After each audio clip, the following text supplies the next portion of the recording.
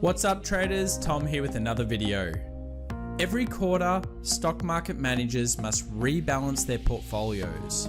With the volatility and wild swings that have happened on the S&P 500 and Nasdaq recently, we are about to see one of the biggest ever. What does this mean to you? Stay tuned. Today we'll be talking about the latest stock market news and looking at the S&P 500 and Nasdaq from a technical analysis standpoint, as well as covering gold and the recent breakout that we've been looking at on this channel. Where to next for gold? And if you missed it, what are your opportunities? We'll be looking at that today on this video. If you haven't already, why not consider subscribing to the channel and hitting that alert button? And of course, if you do enjoy our videos, make sure to give them a thumbs up and help support the channel. Just a quick shout out as well, we are doing a Q&A session soon as a video, so if you have questions for us, put them in the comments down below and we'll answer them as best we can. We'd like to make that an ongoing series to help the trading and investing community with some of our experience. So nothing says cheap to borrow like Austria's latest century bond. We have a 100-year bond at less than 1%. And that seems insane to me, but it is the reality of the cash economy we're currently in. It looks like this 100-year bond will yield around 0.88%. And if we compare it to the previous bond in 2017, which expires in 2117, it started at 2.1%, but that bond went as low in March as 0.4%. So it is some incredibly cheap bonds in terms of they're not paying much yield, and this shows you what the expectation is over the next coming decades and in fact century. We could be in an incredibly low interest rate environment for a very, very long time. Speaking of low interest rates, we do have an important piece of data coming out tomorrow night. We have unemployment claims, which has been a key figure, but we also have final GDP for the US. And depending on what number this comes in at, it can make a substantial difference and volatility is expected to spike.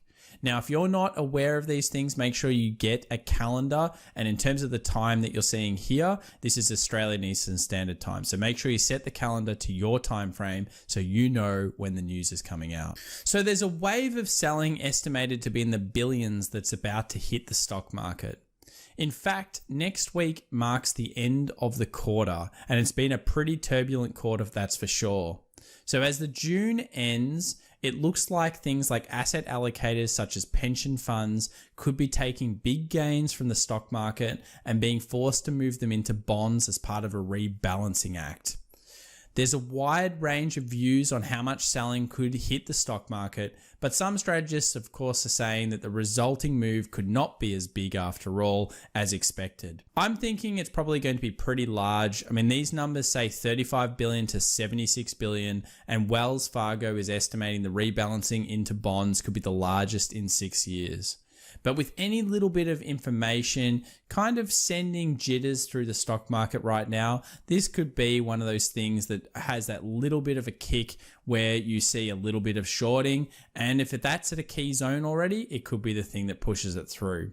It's obviously not going to be the main trigger though, but it's something that you should be aware of. And you also should be aware of a concept called window dressing. So window dressing is a strategy used by mutual funds and other portfolio managers near the year or quarter end to improve the appearance of funds performance before presenting it to clients or shareholders.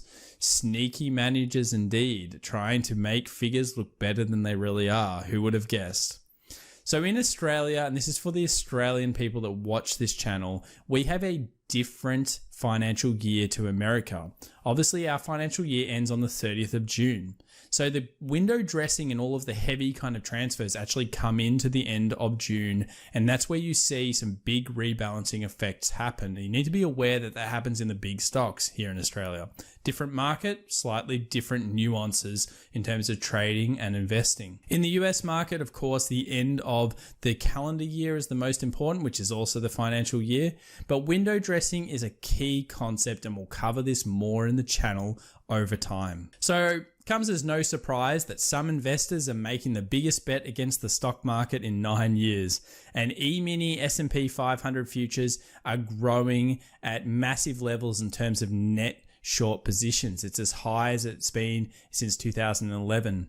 Now, short positions are usually seen as a bit of a contrarian signal for the market, and you usually see markets continue to rise. It's always been my opinion as well that when you see too many shorts, it usually means the market will keep rising to steal all of that money.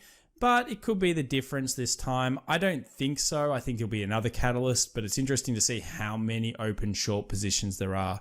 Obviously, many people are trying to bet against the trend right now. We want to see change of trend on the price action on the larger timeframes before you would consider doing some move like this. Unfortunately, many people have been hurt already trying to short the market as the Fed controls it quite a lot at the moment. So onto the S&P 500 technical analysis. Well, the S&P 500 remains trapped between our 31 kind of 55 zone with the bodies up here and below at around that 30 kind of 70. Remember, this was a gap up during that day. We still have those major traps at 29.50 and 32.31. So if the market breaks above, we still expect the market to try to fill the gap to the resistance here. Profit taking from traders, not investors, traders taking profit at these levels, and we'll see a little bit of weakness at this level as well. So in general, the market will probably hover between this zone, and if it breaks out to the upside, we'd see something like this, which we spoke about yesterday. And if it breaks out to the downside, we'd see it try to retest these lows. Now, if it can get through the 29.50, we've spoken about how bearish that signal is going to be. And if it gets through the previous highs up here, it really is signaling all the way back to the peak again.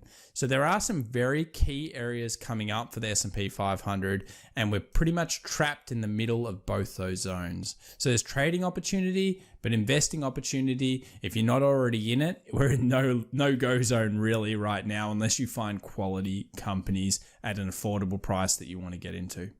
What about the NASDAQ? Well, the NASDAQ has made all-time highs again. We're starting to see some pretty crazy valuations. We've got Apple at 366. Could have hit 400, possibly. We're talking about the market likes to stop at key psychological zones generally, and the NASDAQ is in a very strong bull trend. Remember that 20 EMA remains the key signal for the market to get down under, and the key real signal is for the market to take out the lows here at around 9,500 before you could say it's in a bona fide short trend. At this stage, very long still, and it's hard to bet against these tech stocks. There's no doubt they're going to make some pretty good profits. The question is, are they valued fairly? And some people would definitely argue they are not. On to gold. Gold has broken out. We spoke about this breakout. It has continued strength, and now we're seeing a bit of weakness. I guess it's a good thing if you're a gold trader and you haven't been in gold yet. Basically, you're looking for a role reversal. You're looking for the market to sell off after that nice bullish movement, come back down to probably at least this 17 kind of 58 area. See if there's a rejection here. There'll be a 20 EMA at the same time as it probably reaches here. If you see a bullish hammer, if you see a double bottom on the smaller time frame, a change of trend in the direction forward. Remember, if we get something like this, which is a change of trend, let's say on the 1 hour or even on the half an hour time frame, then all of these are bullish signals in the direction of trend. So they're the types of things that you're looking for when you're trading role reversal from a technical analysis standpoint. It's a nice breakout from gold. It had that strong move, but as always, there is always that trap, and this kind of weeds out a lot of the retail traders. You've got to have faith and conviction in your trading opportunity, and of course have the correct stop losses in place when you're trading things like this. So I guess it remains that gold will go up over time. There's a high expectation that it will probably go back to the 1790 area. If it gets through 1800, it will gravitate towards 1900, and obviously if it gets through 1900, it will strongly gravitate towards 2000. But I would say if you're looking at 2000, you would want to take profit before 2000, because everyone's going to be taking profit at 2000, and that is not a level that you want to see. You want to be just before that. You always want to be just before where everybody thinks it's going to go. It's a key idea in all of trading and investing in the stock markets and other instruments.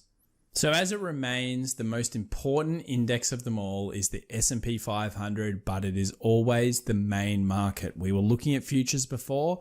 Always look at what the real stock market does during the real volume of trade.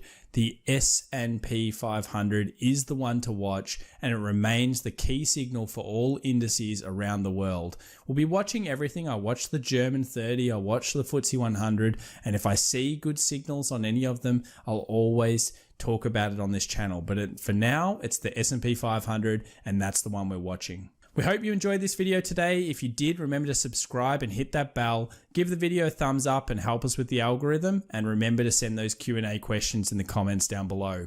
Happy trading, everybody, and we'll see you in the next video. Bye.